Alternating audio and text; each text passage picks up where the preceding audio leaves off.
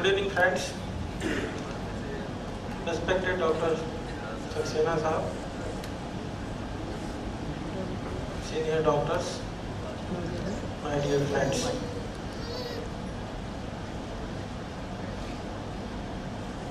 I am thankful to the organizer for giving me the opportunity to talk in front of all of you. I got a little knowledge, not more than you, but let us share with each other and come to a conclusion what happens. Tuberculosis, we all know. Just Dr. Saxena told that in last 60 years, nothing came out except few of the drugs. And the problem is increasing day by day. So much so, when National Tuberculosis Control Program was launched by the government, at that time there was no such crisis of MDR or XDR or TDR, whatever. But when this program comes in implementation, instead of controlling the disease, the things have worsened. I don't know what is the cause. And from that time till date 2013, when we have got lot of material in terms of diagnosis, lot of drugs, and when it becomes one of the notifiable disease by Government of India, and when few of our colleagues, when they order to the chemist shop that you cannot sell tuberculosis drugs, some of them they have given in writing to the chemist association, some of them have circulated by SMS. I don't know what they want actually. Even after understanding National Tuberculosis Control Program, revised National Tuberculosis Control Program, DOTS and DOTS Plus. They are very good program, no doubt. Just discussion with Dr. Saxena. The things is in the management, not in the program. The man behind the machine is very important. And if the man behind the machine is not good enough, then everything flops. So we should start with the journey of tuberculosis.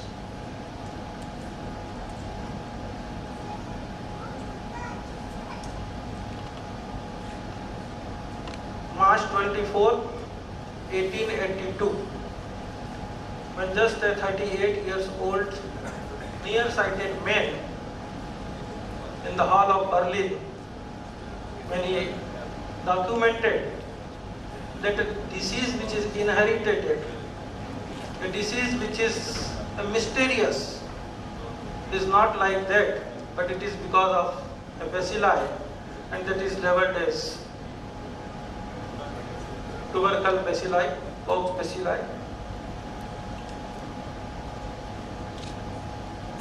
13 years after this discovery of tubercle bacilli, when the X-ray was invented by one of the scientists, and the doctors were able to see the shadows of different diseases in terms of normal lung, in terms of scarring, in terms of fluid, in terms of pus, whether they looks white or black. This was the only knowledge at that time, that something is black, something is white. Then comes the microscopy, when the things are diagnosed by seeing the sputum or various body fluids. The treatment part starts somewhere in 1696. This is the history. When one of the patient was swabbed by a sword and he was suffering from tuberculosis, the lung collapses, and after that, when the lung expands, the disease is cured. So, the idea of injecting air in the chest cavity to treat the tuberculosis producing artificial pneumothorax. All these things are historical now, but they have got a lot of importance in terms of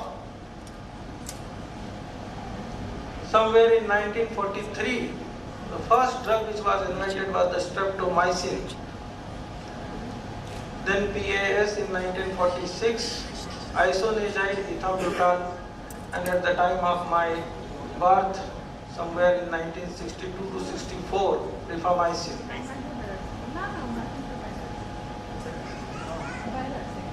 Then comes the fluoroquinolones, somewhere in 70s and 80s.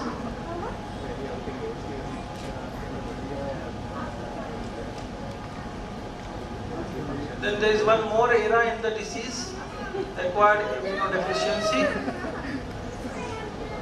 This scientist, MacDonald, he sees a lot of cases of extrapulmonary tuberculosis, particularly tuberculosis of the joints, of the lymph nodes, of the skin, of the testicles, and he found all these things, they are more common in drug abuse or those who are using injectable drugs for their enjoyment, and they were labeled as tuberculosis with AIDS. Transmission, we all know, this is the problem. 2 billion pupils, that is 1/3 of the world population, is infected with the disease, and out of this 10% of population will get disease any time in their life. So,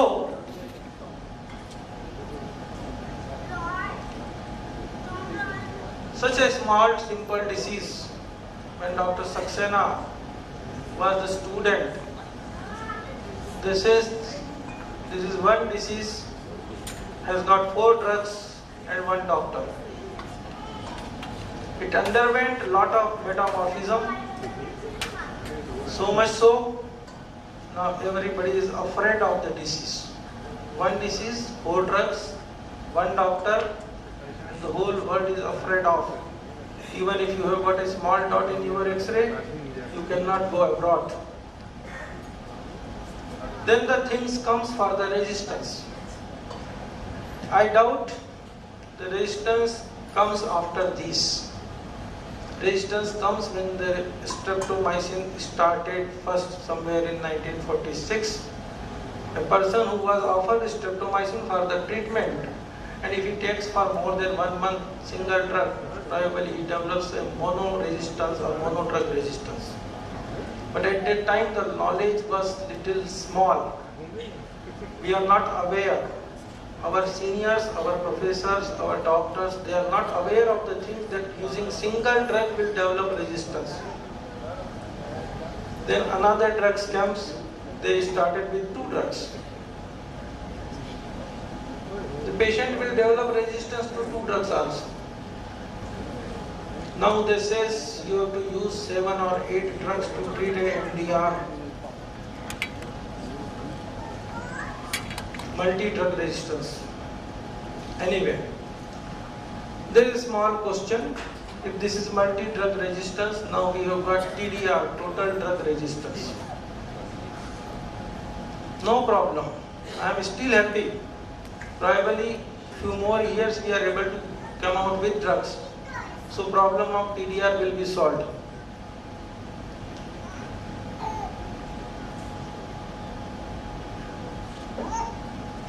Then we have got the area which has been labeled by the red line, high burden countries, Afghanistan, Bangladesh, Brazil, China, Russia, India, Indonesia, Kenya, Falana, सब कुछ.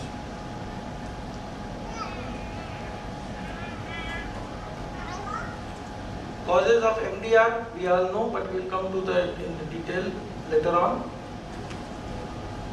And there is little discrepancy between private doctors and the government doctors. I would just like to highlight the thing to warm up this round, this hall. I think everybody is tired on this evening of Sunday.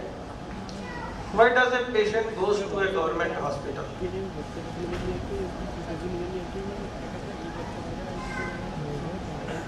Can anybody answer? The most common answer, I think he has got a faith in government hospital.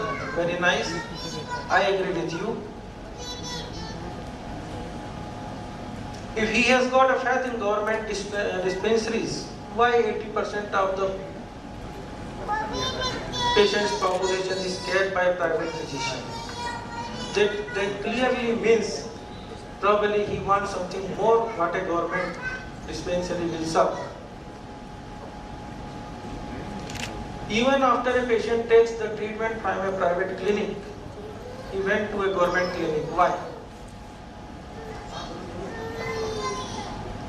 Probably he is not ready to move to the government side. Somebody is forcing him. चल यार मैं तेरे को दवाई दूँ तो doctor मेरे पहचान का अपना ही जलवा है वहाँ पे वो जलवा है अपना तू चल अभी खड़ा हो जाएगा. In that way they are going to the government dispensaries. I agree. It doesn't mean that a private practitioner cannot cure or treat the disease.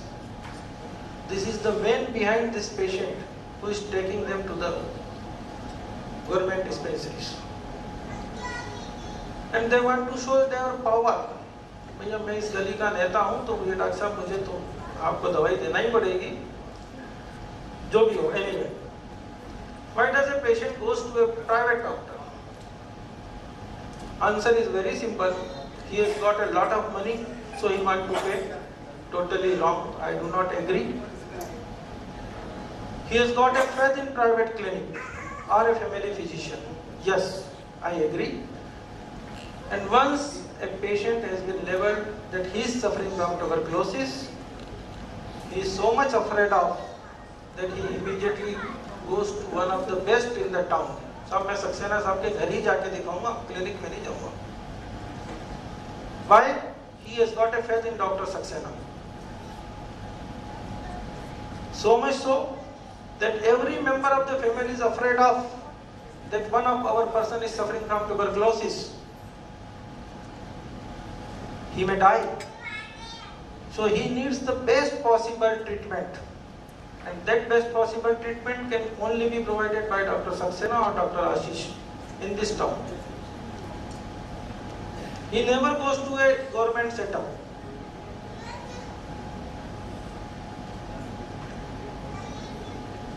Then the questions of the attendants. साहब इसके खाने के बर्तन अलग रखें क्या?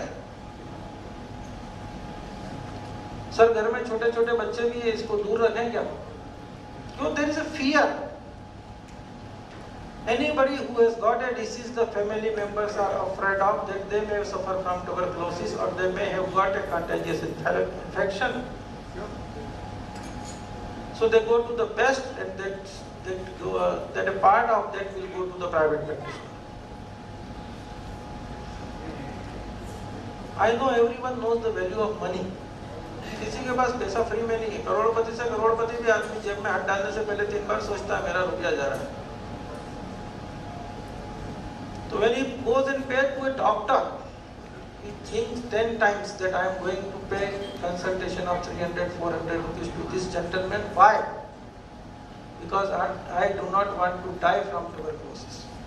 That's why he go to the private doctors. Then if you see a comparative analysis, I am not blaming anybody. This is the situation in our setup. We can cure this situation. We can solve this problem. But only thing, my color, I am the boss. In government center, if a patient goes, the doctor immediately says, "देख खगार की जांच करा के आ जा." अरे भाई तेने पूछा ही नहीं तेरे को तकलीफ क्या है, वो खांसता हुआ अंदर आया, तेने खगार की जांच बोल दी. वहीं से भाग जाएगा. ये डॉक्टर मेरे को देख के टीवी बता रहा है, पता नहीं इसको कौन सा चश्मा लगा है. And if this gentleman, he has got a lot of he enters into a private clinic, doctor never say for a sputum examination. He says कि बेटा बैठ इधर 300 लेना है, तेरे से दूर मत भागे. So he has developed a faith for the person, and this faith they can also develop, no problem. पर उनको पैसा सरकार देती है, मरीज नहीं देता है, तो वो सरकार की नौकरी करेंगे, मरीज की नहीं करेंगे. They've got a lot of work to do. आज यहाँ गांव में कैंप है, आज इस गांव में गांव कैंप है, आज यहाँ डाटा भेजना है, आज ये करना है, आज वो करना है. They do not have a time for the patient to see. And for a private doctor there is no work. उसके पास कोई कैंप नहीं, उसको बैठ के मरीज ही देखना है. So he pays full concentration. Most of the centers are not equipped with the qualified doctors. I have seen a lot of DTO. They are not trained in tuberculosis. They have got some other degrees.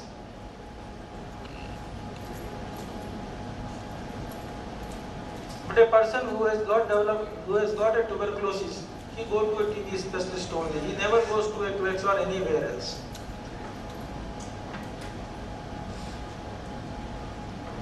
So these are the little differences which can be corrected and problem can be solved. And the fact that a disease for which very simple, cheap, efficient cure is there, if we all come together, we join hand together, we can understand each other's problem. Probably the problem can be solved. This is one part of the things. Now come to the next part, that what are new in the tuberculosis? What are the innovations in tuberculosis? I think most of us are interested in that only.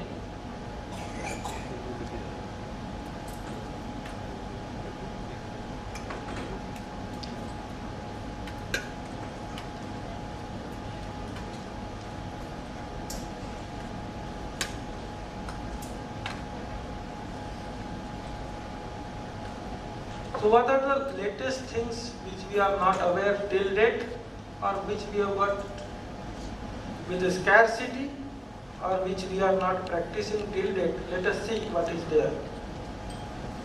We have got infections, inflammations, the burden of the disease, the poor public, the government program, the chemist problem cannot save the drugs. This is the problem. 150,000 patients from tuberculosis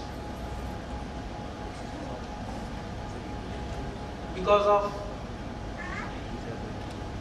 not better drugs, because of not better vaccines, and because of the resistance.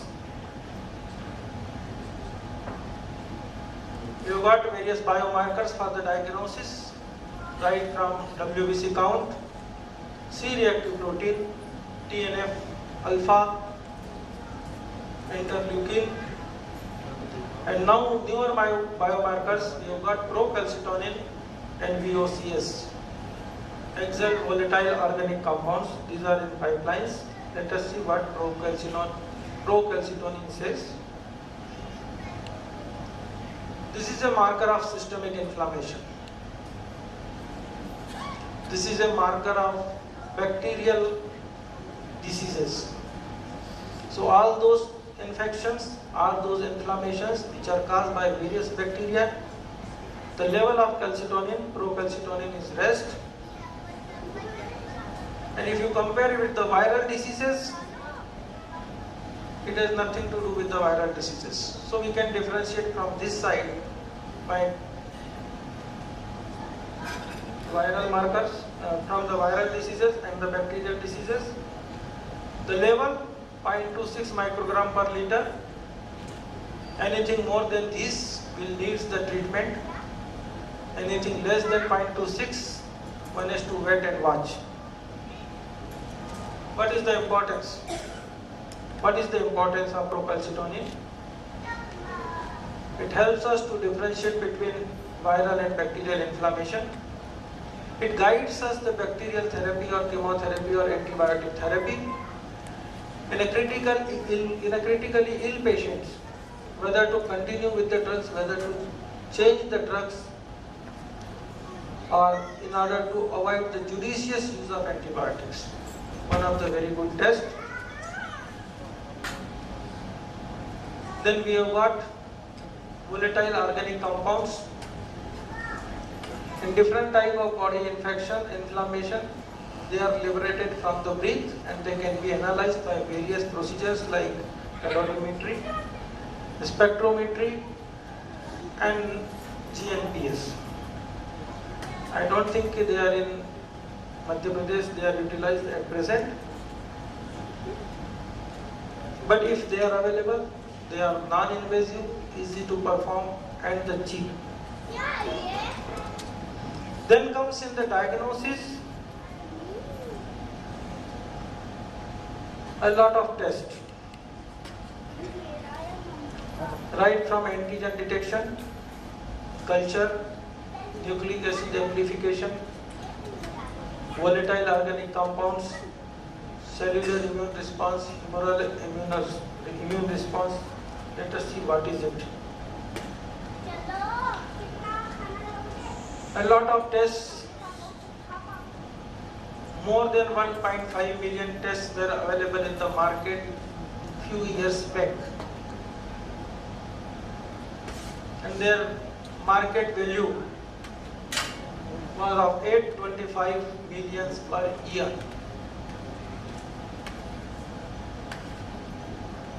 IgG, IgM, IgA, Falana, every company, every shop is coming with a separate kit. All those cases where you strongly suspect tuberculosis, I doubt the report is negative. All those cases where you doubt that it is not tuberculosis, the report is positive. This was the market of 800 million year, and it lasted for many years in a country like India. शुक्रगुजार है उस शख्स का जिसने इसको ban किया. This is a list of the different tests. Everybody is coming with a test. And the last line, they do more harm than the good.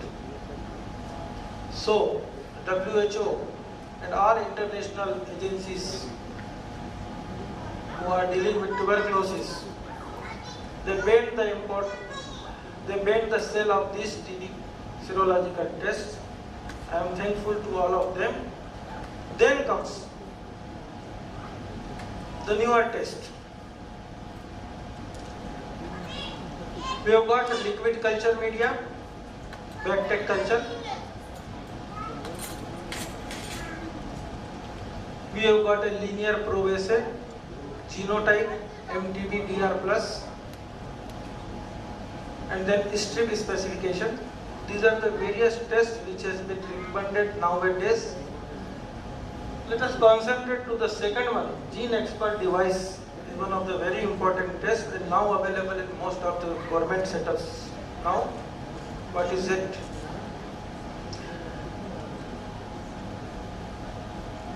This is the first major breakthrough in the diagnosis of tuberculosis after the sputum examination. We want to be highly sensitive and specific for the diagnosis of tuberculosis. It not only provides the diagnosis, that particular sample is positive for tuberculosis, but simultaneously it tells us the sensitivity to two of the important drugs, that is isoniazid and rifamycin. And if you can exclude or include these two drugs in your treatment strategy, probably a lot of patients can be benefited. The yield 99 to 100% for the patient with smear positive cases, and somewhere between 60 to 85% for sputum smear negative cases. And even extrapulmonary tuberculosis, more than 80% they give specific diagnosis. So it is very important test nowadays. It is practiced everywhere in government setup. We can send our patient to the government sector. We can ask them to go for a sputum examination, MTBA rifamycin assay. It's a very simple test. It doesn't need any special equipment. and doesn't need any expertization. So much so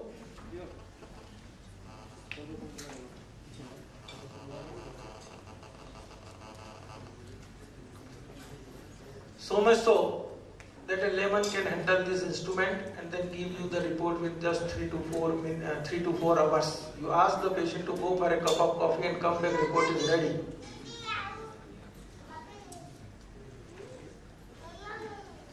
It gives the sensitivity of 97% and the specificity of 99%.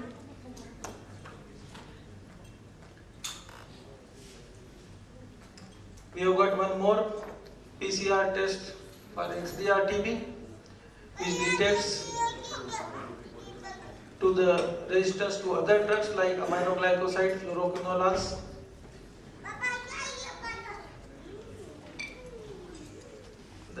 I think that is available in Bhopal, sir. MTB rifamycin is.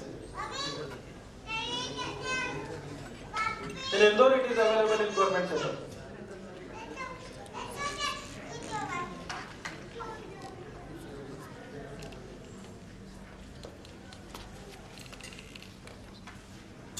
By diagnosing the rifamycin and isoniazid resistance or sensitivity, you can start the treatment as early as possible. Once your patient comes, you can go for this test. And if he has got a resistance, you can change your way to other drugs. If he is sensitive, you can continue with the drugs. And nowadays, when the monodrug resistance, polydrug resistance or multi-drug resistance comes in the market, there was one question which was raised in last meeting, that which drug should be added at what time. If a person who is already taking anti-tuberculosis drugs and he is resistant, he has got a resistance to the drugs, what new drugs can be added, whether it is a single drug or 2 drugs or 3 drugs? Can anybody answer? A patient who has got resistance to few of the drugs, yes sir? Minimum 3 drugs must be given. Good. What sort of 3 drugs? I think 3 more new drugs which are bactericidal and 1 for the latent hormone. So 4 drugs should be added, four new drugs. Even if you don't have a sensitivity report and a patient is taking all the primary 4 drugs and you want to add 4 more drugs or you want to replace the drugs, start with 3 more drugs.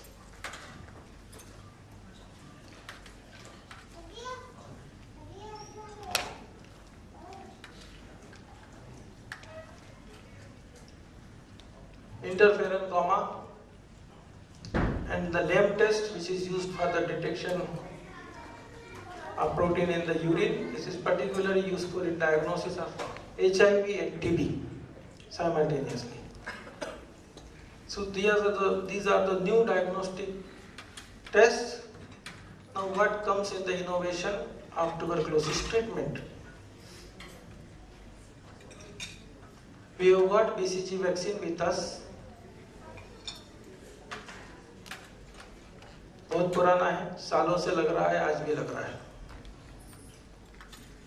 इतना अच्छा है, right from its effectiveness 0% to 100%. किसी को लगाते ही tuberculosis होता है और किसी को कभी नहीं होता है. I cannot understand what is its importance.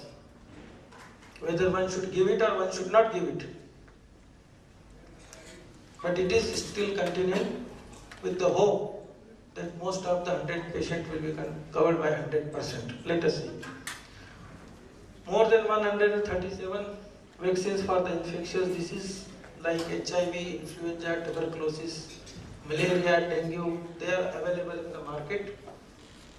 For the tuberculosis, they are coming with the 2 different varieties of vaccines.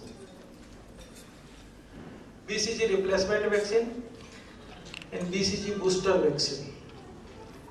Either you have to replace the BCG and give a new vaccine, so it is 100% protective, or you can give a booster for the BCG. We have got 3 varieties for the this BCG replacement vaccine are BCG 30. This is a genetically modified form of BCG strain, and AG885B protein. This is one, and then we have got VPM1002. Till date, they are under trial phase 2 and phase 3. They are not available in the market. But probably within few years, by 2020, they will be available with us. Booster to the BCG vaccine, MVA85, Crucell AD35 and M72 vaccines again in the pipeline under phase 2 trial.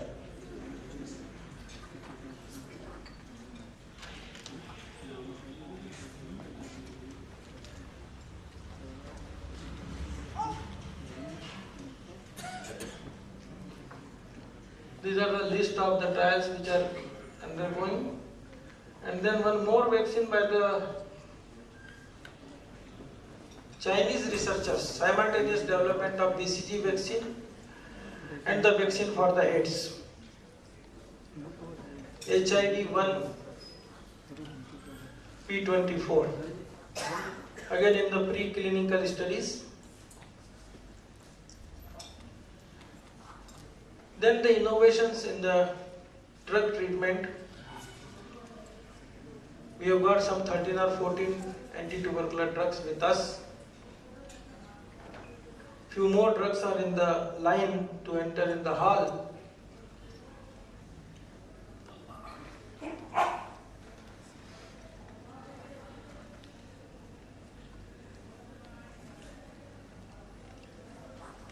What these newer drugs, they should be up to our expectation.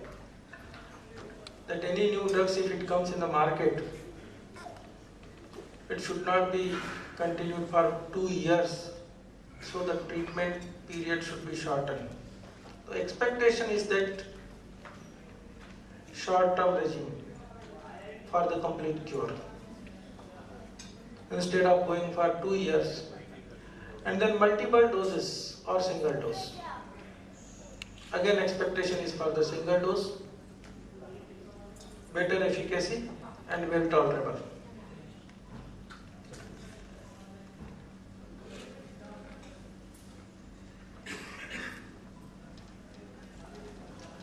And all these new drugs, they should be effective against the dormant bacilli also. Then only we can fight with the disease.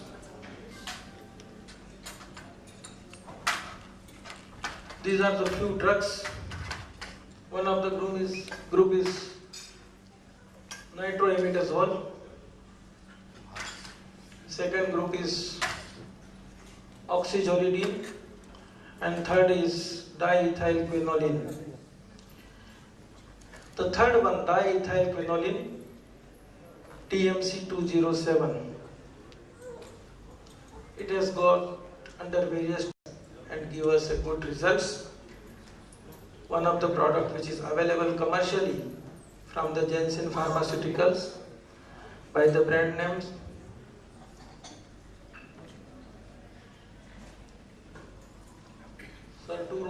Sirturo. This is the last drug which has been invented in the last 40 years. This is the last drugs. Still we don't have in our hands in MP or in India. Janssen Pharma का था, MP में नहीं. And this is, it should not in India? हाँ, कोई कहीं सुना है. And the says it can be given up to 6 months for the best control. If it is really so, I congratulate the patients of tuberculosis. They have got something new in their hands.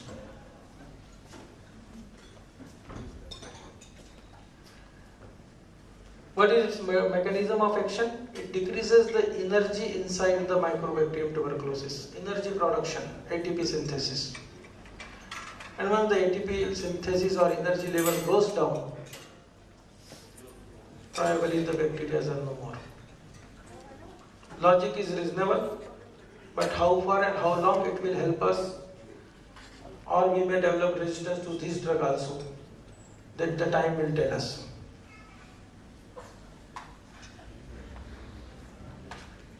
And dosage regime, because we don't have it, I don't go into this.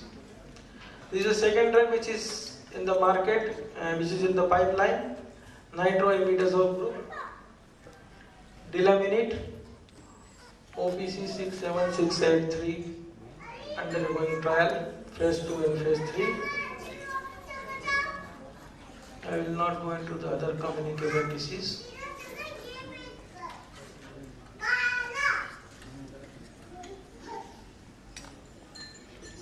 A number of innovations, new diagnostic tests, vaccines and medicines are under development, and they help us in fighting the communicable disease promptly and more effectively, like tuberculosis. Thank you. Respected Chairman Sir, Dr. Ashish, Dr. Vallabh Sir, and dear friends. It gives me a great pleasure to have been invited here by Cadila Pharmaceuticals to share some of my views on booster rifampicin, which is a new innovation in tuberculosis. Dr.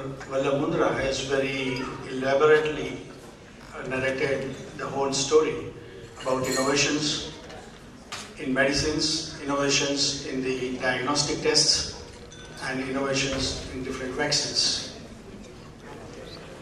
But I would like to say there are many disciplines of medicines being practiced in the world, starting from naturopathy, homeopathy, Unani, and many more. But on top of every discipline is allopathy, which has been most funded, most documented, most practiced, and most researched discipline of medicine. And we are all practicing allopathic medicine. Despite all these, if we ask ourselves, what have we achieved in different diseases? Say, for example, different cancers, different neurological diseases, different psychiatric diseases, different endocrinological diseases. Have we achieved any cure? Have we conquered them? Probably, if you put your hand on your heart, you would agree that we haven't conquered all these diseases. What we have achieved is control them. A patient of diabetes cannot be made devoid of diabetes throughout life. A patient of hypertension has to go on taking antihypertensives. Hypertension can be controlled, it cannot be cured. Diabetes can be controlled, it cannot be cured. By certain surgical procedures, certain things can be reversed and patient can get little better quality of life. But that doesn't mean that we have cured. The only segment where this allopathy has conquered to some extent is communicable diseases. Because we know the medicines, and that is why a patient can be brought back to the earlier stage. But still, there are a lot of challenges. Even with the correct medicines in tuberculosis, for example, malaria, dengue, we have not been able to control these diseases all across the world. The problems do exist. But then, what should we do? To conquer them, we must have imagination. We must decide what we want to achieve in these diseases. We should be full of dreams. The researchers are always full of dreams. And then they gather the knowledge and then they study all these things later on. Regarding newer drugs, the new development activity could be either in the form of new class of the drug, as Dr. Mundra has said about Delaminate and Midaquiline. These are new drugs. That could be optimization of existing drug also. Or that could be an old drug and new uses. For example, in tuberculosis, if we say clarithromycin was an old drug, now it is being used for XDR-TB. Linezolid can be used, amoxicillin can be used, the drugs for leprosy can be used for tuberculosis. So these are the old drugs with new uses. But the easiest way is optimization of existing drug, means isoniazid, rifampicin, and all primary drugs. Out of the whole lot, it is the rifampicin which is the key drug as far as tuberculosis is concerned. We have all used conventional rifampicin, but something new is boosted rifampicin. Now, what is boosted rifampicin? We know there are certain problems of rifampicin in our practice, that CYP450 and P-glycoprotein induction is done by rifampicin itself. It also induces glucuronidation, and all these three things serves to facilitate the elimination of the drug from the tissue. It induces its own metabolism, and so serum levels decrease over a period of time, starting from day 1 to 6 months. With multiple doses, the rifampicin levels in the body go on decreasing because of autoinduction. How can we prevent it? The solution is to combine it with piperine, which is the active principle of pepper, which is an alkaloid obtained from plants, and it has been very documented medicine. There are a lot of papers, a lot of research publications on piperine. As a result of that, piperine boosts the bioavailability of rifampicin in human body. So bioavailability can be increased if you combine piperine with rifampicin. It is, after a lot of studies, in human body, bioavailability of conventional rifampicin 450 mg, which is the normal adult daily dose of rifampicin, is equal to boosted rifampicin, which means conventional rifampicin 200 mg plus 10 mg of piperine. So this can replace the conventional rifampicin. How it works? This piperine, the wonder work of piperine is that all these three things, three pathways by which there is autoinduction of rifampicin is reversed or inhibited by piperine. So there is no more further decrease in the rifampicin levels if piperine is added to it. So piperine reverses that, and as a result, there is an increased bioavailability of rifampicin. So with multiple doses, the serum levels of rifampicin do not get decreased. They remain as high as they are with 450 mg of rifampicin. So the take-home message for all the practitioners is that since you are giving 200 mg of rifampicin plus 10 mg of piperine, somebody might think that why should we give low dose of rifampicin to the patient, average weighing patient of 45 kg. You might think that we might increase the resistance to rifampicin by giving low dose. But it is not so. It is not the low dose of rifampicin in the blood. It is the low dose in the GI tract. In the blood or in the serum, it is the same level. So you are not giving the low dose of rifampicin to the patient when you give boosted rifampicin. And another fact is that piperine is an established, well-tried, well-documented and approved drug by DCGI. It is the medicine. It is not just the herb. Though its origin is herbal, but it's not just the herb. Piperine is the purest form, extracted by various methods, and there is a separate process to get it from pepper. So it's a medicine, well documented in allopathy also. So boosted rifampicin is very well tested, confirmed and approved by Drug Controller General of India after animal studies, pharmacological studies, dose titration studies, and classical well-structured double-blind clinical multicentric study. I had an opportunity to be part of this study, which started way back in 1995-96, and it has taken around 14-15 years for all these documentations to be submitted to government and get the approval. and only in 2009 this drug was made available in the Indian market. It has been made available so far only in India than anywhere else in the world. This is the first of its kind of boosting of rifampicin.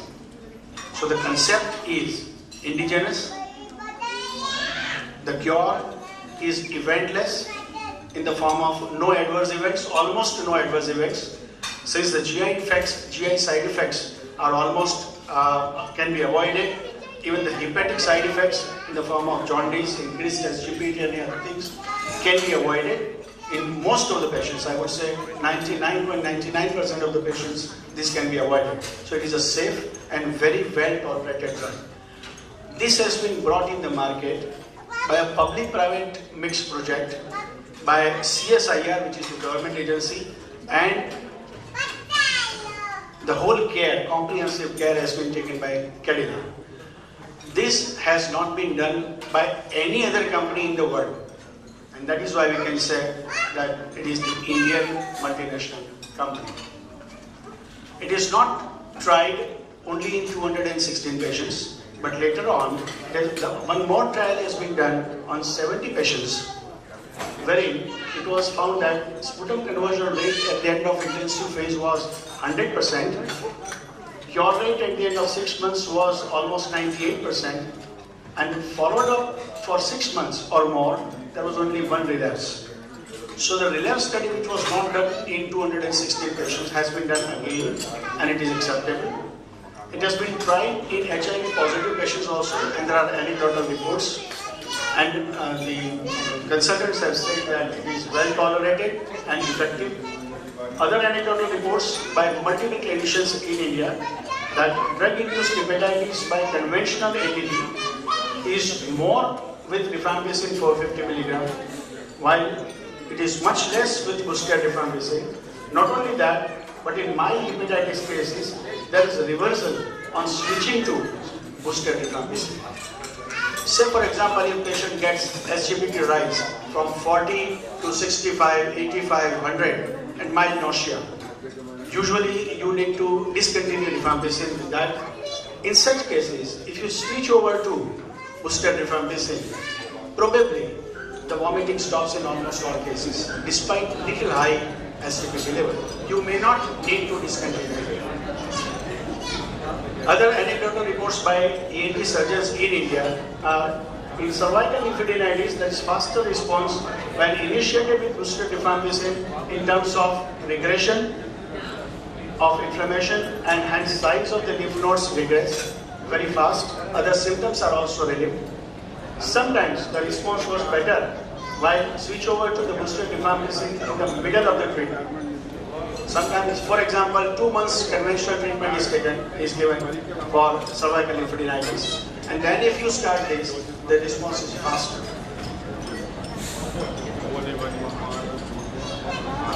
Dr. Saxena sir was mentioning about the high weight patients, means more than 50 kg or more than 60 kg.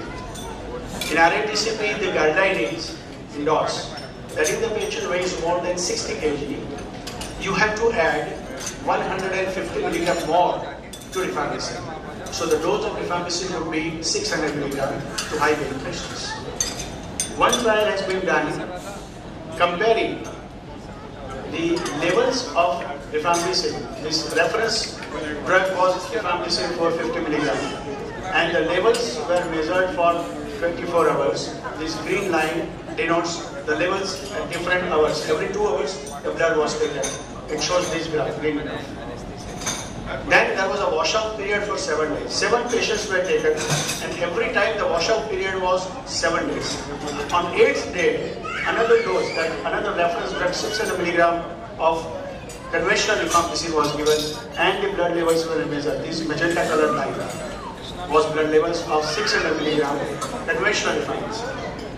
And in the same patients, after again 7 days washout period, this drug, that is boosted rifampicin, was given, that is 200 mg of rifampicin with 10 mg of heparin, and the serum rifampicin levels were maintained. So, this gives the idea that even in high weighing patients, you may not need to increase the dose of rifampicin if you use booster therapy. Advantages of booster rifampicin are that rifampicin 200 mg and Ribrin 10 mg is bioequivalent to rifampicin 450 mg. That is the proven fact. Maintenance of plasma levels of rifampicin with multiple doses and thus lesser chances of treatment failure because side effects are less. Lesser gastrointestinal adverse effects. Patients are inclined to complete the therapy and there is better compliance. Today, it is the compliance, less compliance of the patient, and that is why they do not complete the full treatment, which is achieved with this. Possibly faster sputum conversion. So protection to the family members and even the community is more. Better cure rates at the end of the therapy. Lesser chances of relapse in the future as compared to conventional rifampicin. Lesser chances of multiple drug resistance, XDR and even TDR cases. It can be safely used with ART or antiretroviral drugs because Piprin has effect on the boosting effect on antiretroviral therapy also. Most of the anti-ARTs. And the previous slide, the graph which I showed denotes that it should be sufficient enough for high-weight patients also. Though this was one study, it was a very difficult study, but still we did it and it denotes this. So probably it will be useful for high-weight patients also. Not ending with this, the PMS study, post-marketing survey, also shows 33 physicians were included in this study, and 1,664 patients were enrolled for this study. Efficacy was measured by sputum conversion rate and radiological improvement. And then the clinician's assessment was that it is excellent in 80%, very good in 18%, and good in 2%. So it was never less than good, but in most of the cases it was very good to excellent. Conclusion was that excellent clinical efficacy is there and very well tolerated by majority of the patients. Those who have not used it, many people, many clinicians would have inhibitions in their mind that I want to use it, but how can I start? My tip to these new users is use in some selected cases. How should you select? Today, you are treating the cases with 450 mg of rifampicin for an average weighing adult. If you find out some severe GI problem or some hepatic side effect, you are going to discontinue rifampicin. Better, don't discontinue and start with booster rifampicin. If you get satisfactory results, which you are likely to get, as the literature says, it will prove that it is at least equal efficacy if patient improves. And if patient tolerates, there is better tolerability. You can continue and finish the whole course. If you are satisfied with this, because here you are giving booster rifampicin when conventional rifampicin is not tolerated. If you are satisfied with that initially, then right from beginning, you can start it in fresh, previously untreated cases. Because in fresh cases also, there are around 3 to 4% MDR cases hidden. So you are likely to get positive response or success rate in 96 to 97% patients. If you get convinced with that, you can start it in retreatment cases. It's category 2 patients with a history of previous treatment. Here, you are likely to get success rate is around 83 to 85. Means 1 out of 6 cases, you may not get the response because these many patients would be harboring MDR bacilli. But if you start, rather than starting here, if you start from this, if you are 2 patients, if you put your 2 patients on booster rifampicin, if both these patients are harboring MDR TB and you never know it, and you may not get the good response. So you may be disheartened that no, this is not a good drug. This is 200 mg, it is ineffective, I should not risk it. So start step by step, then only you will get convinced. Use it in the last, you can use it in fresh extrapulmonary cases also in the right from beginning and with good results. I have tried I have tried in all extrapulmonary cases also, over and above pulmonary TB cases, even in TB meningitis cases also, in Cox abdomen also, Cox spine also, right from beginning, and I found equally good results with better tolerability. Seeing is believing, but experiencing is convincing.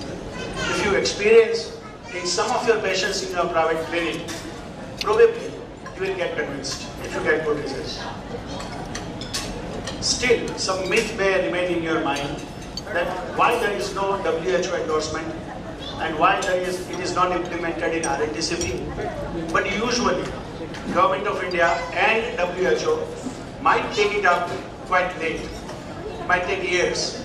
If you take the history of quinolones, when they were available first in Indian market, way back in 93-94, the first quinolone was ciprofloxacin. It was tried by Dr. Mohanty and myself. In tuberculosis, WHO and others never accepted. But it was only after 2005 that all the quinolones have been accepted, starting from ciprofloxacin, then ofloxacin, and now it is levofloxacin, which has been very well documented as second line anti-TB drug. So it takes years for them to accept it. We are all clever people, but we must have wisdom and boldness of practice. If you believe in the literature and the clinical trials, well-structured trials, you should be bold enough. If you are convinced, you should be bold enough to try it at least and see in your patients how it works. After all, what we want to do in our private practice, we want to win over our customers, and our customers are poor patients. We not only want to give them the satisfaction, but we want to give them the delight. They should be delighted even after cure, with minimum of the side effects. And that is why you should at least try. A good beginning makes a good end. But hardcore fact is, destiny is not a matter of chance. This is what Jeremy Kitson says. It's a matter of choice. It's not a thing to be waited for, it's a thing to be achieved. How we should go about? We have 450 milligram daily, which we have been practicing for the last 40-50 years. We have rifampicin twice a week from DOTS, which is available in the government, and we know the status after 15 years of DOTS launch in the government. All private practitioners are very well aware of it. And now we have rifampicin 200 milligram with boosted status with people. Choice is ours. The most significant challenge as far as challenges are concerned, as Dr. Mundra said, after various new drugs, various vaccines and other things, what the developers are challenged, what the world expects from all these researchers is that new generation of TB treatment. What is expected? This is the publication in 2013. This has been displayed. That current treatment of drug-sensitive bacilli is 4 drugs, and we are thinking is at least 5 or more drugs, maybe 6 or 7. Primary goal of research and development efforts to develop 3 drug regimen. Probably, arguably, 2 drugs. Less number of drugs should be there to combat tuberculosis. Composed only of agents with novel mechanism of action. And probably 2 months treatment or even less. This is our published projection. Today, the shortest treatment is of 6 months. There is nothing like shorter than 6 months. But this is the projection and challenge to the researchers. If we can make it 2 months treatment or even less, it is desirable. And number of tablets or number of pills should be minimum, either 2 or 3. It should be effective on HIV positive or negative, all the patients. Co-administration should be possible with an ART. If we can do that, the advantages, desired advantages would be the treatment shortening would facilitate adherence to therapy. Longer the therapy, more the chances of default.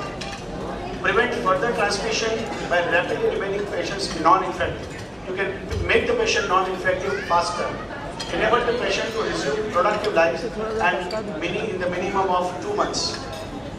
And most importantly, if administered and adhered properly, prevent the emergence of drug resistance.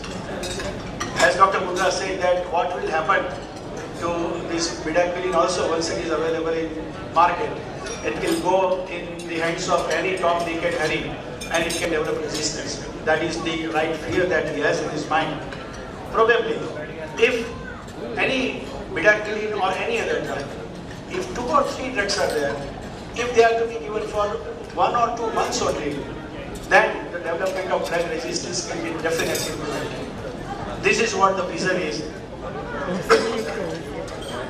Combining all the communicable diseases and the future is that a number of promising new drugs, new diagnostic tests and medicines, vaccines are under development, as he narrated the whole list of it.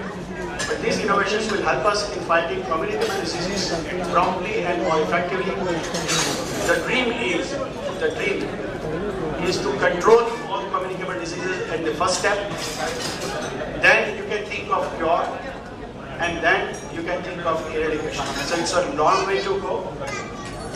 So the marathon must continue for research, for ameliorating the human suffering. And I remember the quotation by Martin Luther King that if you can't fly, run. If you can't run, walk. If you can't walk, crawl.